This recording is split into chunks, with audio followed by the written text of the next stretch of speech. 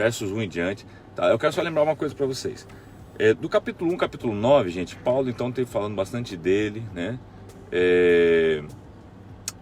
Fez algumas defesas, fez algumas cobranças, tá? Agora, a partir o capítulo 8 e 9, ele fala sobre as contribuições, a importância de contribuir.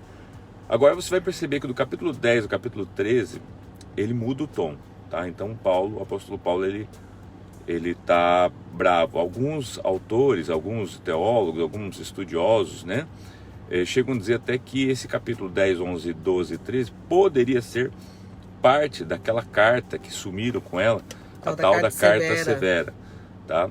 E aqui você vê que ele muda o tom um pouquinho, né? E alguns chegam até a dizer assim que ele chama alguns para briga, né? Tá? Então, vamos lá então, acompanhe com a gente. Eu, Paulo, pela mansidão e pela bondade de Cristo, apelo para vocês.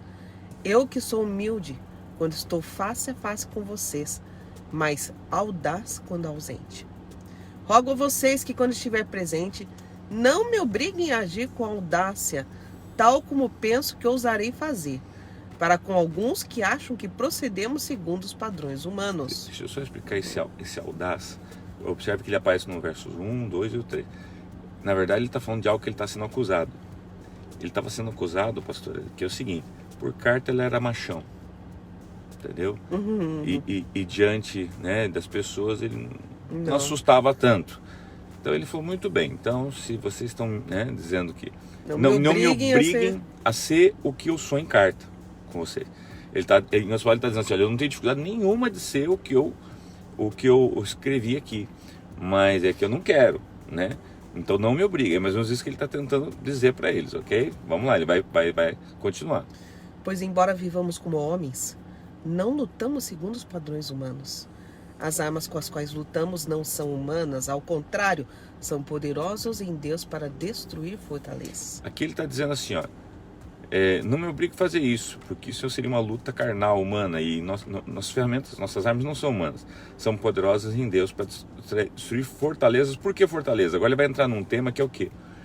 Tinha gente que estava tentando combater Paulo, né, a doutrina de Cristo e o evangelho que Paulo apresentava por filosofias, né?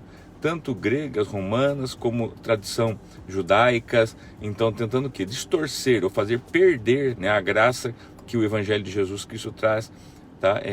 Mediante, tá, a esses tipos de conhecimento, pode-se dizer assim. Por isso que ele fala lá enfim, de filosofias, de coisas que estão tentando introduzir, tá? Ele vai dar mais dicas na sequência, vamos lá.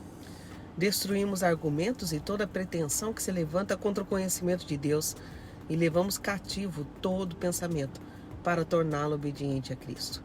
E estaremos prontos para punir todo ato de desobediência, uma vez estando completa a obediência de vocês. Aqui ele está dizendo o seguinte: nós vamos estar prontos para punir. Assim que a obediência de vocês esteja completa. Significa assim, assim que vocês disserem: olha, eu estou com você, Paulo, eu estou indo aí e ponho ordem na casa. É isso que ele está dizendo. Só que ele está dizendo: eu não vou fazer isso se vocês não tiverem completa obediência de vocês. Ou seja, fui eu que fundei a igreja de Coríntio, eu que tenho cuidado de vocês, eu tenho dado testemunho. Agora, só porque eu estou ausente, aparecem uns cidadãos aí criticando as minhas cartas, dizendo que não é bem assim, só porque esse povo está aí com vocês e eu estou distante. Tá? Então é o seguinte: eu estou pronto aí para resolver esse negócio. Assim que vocês digam, pode vir. Né? Ou seja, que vocês estejam comigo, eu estou indo aí também. É isso que ele está dizendo. Vocês observam apenas a aparência das coisas. Se alguém está convencido de que pertence a Cristo, deveria considerar novamente consigo mesmo que, assim como ele, nós também pertencemos a Cristo. Pois mesmo que eu tenha mergulhado um pouco mais da autoridade que o Senhor nos deu, não me envergonho disso, pois essa autoridade é para edificá-los e não para destruí-los. Não quero que pareça que estou tentando amedrontá-los com as minhas cartas.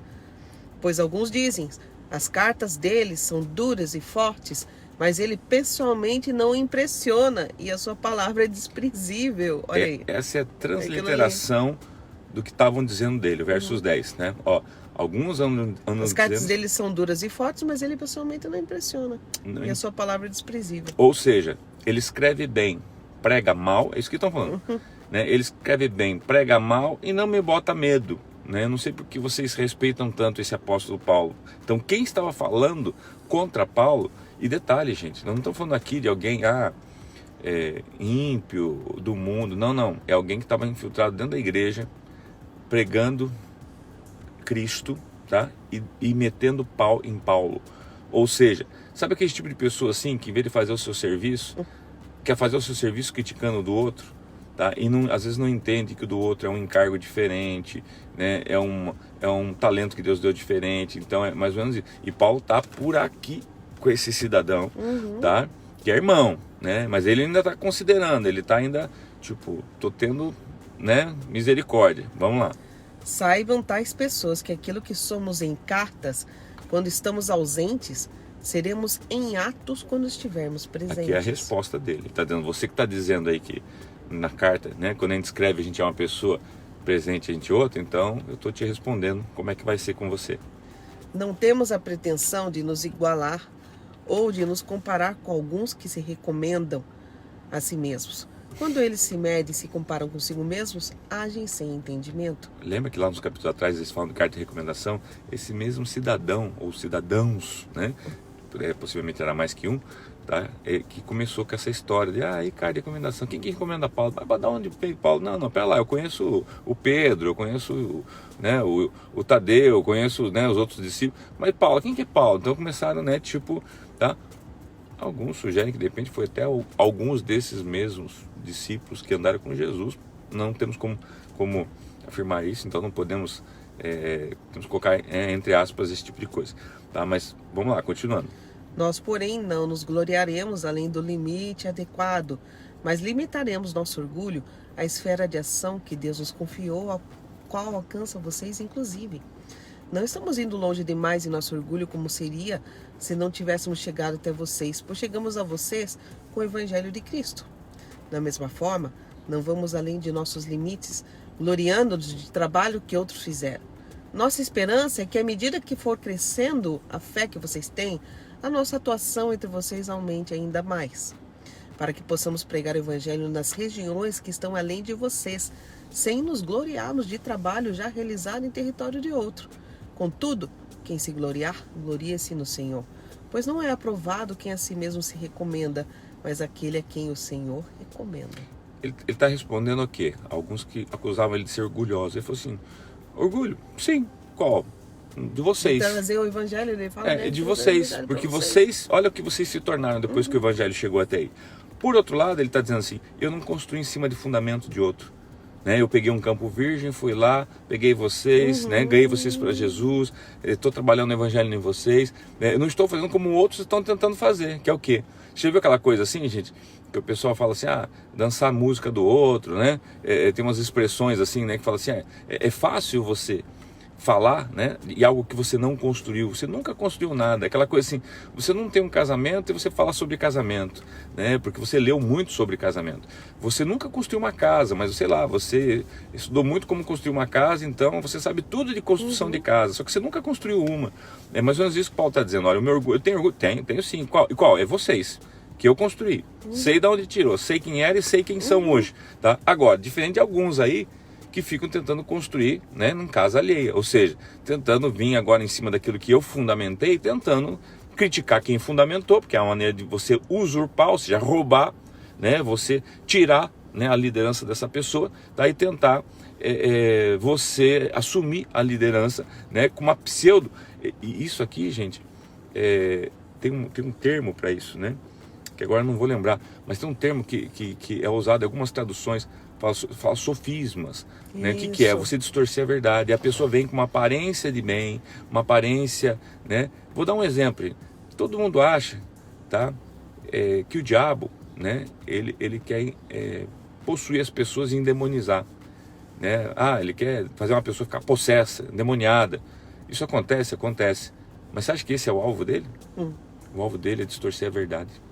O alvo dele é pegar a verdade, mudar ela de sentido, para que através da própria Bíblia, da própria verdade, ele conduza as pessoas para o inferno. E por isso que ele é conhecido como o pai da mentira, né? E não como o demônio, mas o pai da mentira, aquele que engana, o enganador. Lembra como ele tentou enganar Jesus? Com o quê? Com a palavra. Lembra disso? É o cara que pega. Então aprendam isso, gente, porque tem gente que tudo é demônio, tudo é inferno, tudo é não sei o quê. Existe. Acontece, mas não é a principal estratégia de Satanás. Tem gente que fala assim, porque eu acho que preciso chamar alguém que fazer um descarrego aqui em casa. Amém, é bom, né? Às vezes é válido, mas não é aí que o diabo está focando para destruir tua casa, tua vida. Ele está focando naquilo que você pensa que está fazendo certo, está fazendo o contrário ao que Deus pediu para você fazer. Entendeu? Ele está destruindo assim. Eu vou dar um exemplo. Ele pede para você, sei lá, buscar Deus em primeiro lugar, né? Isso pode entender como ir à igreja, buscar Deus, enfim. E você está buscando a Deus na sua interioridade, aí, dizendo, não, eu creio, tudo é Deus, né? Tipo, Deus está na minha vida, eu falo de Deus toda hora. Não é isso. Né? Ele falou que você tem que estar lá, você tem que estar... Outra, sabe a melhor maneira de você atrair Deus? Sabe como é que você faz a mais rápida de você atrair Deus? Nunca sozinho. Em 2 ou mais estiverem reunidos, ele vai estar. 2 ou mais, não 1. Você se isola, diz que tem Deus, que fala com Deus, que Deus fala com você, entendeu? Sozinho, cuidado. Por isso a igreja, 2 ou mais, eu estarei lá. Quer ouvir Deus? É com nós, em comunhão. Você já percebeu que Deus anda Pai, Filho e Espírito Santo? Você percebeu isso? Agora você quer ser só Pai, ou só o Filho, ou só o Espírito Santo. Você não quer andar com ninguém, você quer ficar isolado. Cuidado com isso, entendeu? Então, é isso que Paulo está falando, porque estava acontecendo isso em Coríntio. Uma igreja preciosa, que Paulo amava, mas os caras estavam querendo destruir o apostolado de Paulo. E ele precisava vir agora e rachar o coco. E agora se prepara, pastor, porque o 12 e o 13 também vai ser violento, tá bom? Beijo no coração, fiquem com Deus. Já vou avisar aqui, gente, hoje à tarde, às 15 horas, eu não vou conseguir entrar ao vivo, tá? À noite, às 22, muito possivelmente sim, mas eu vou deixar lá o nosso versículo para a nossa meditação, tá bom? Beijo no coração, fiquem com Deus. Deus abençoe. Rapidinho aqui.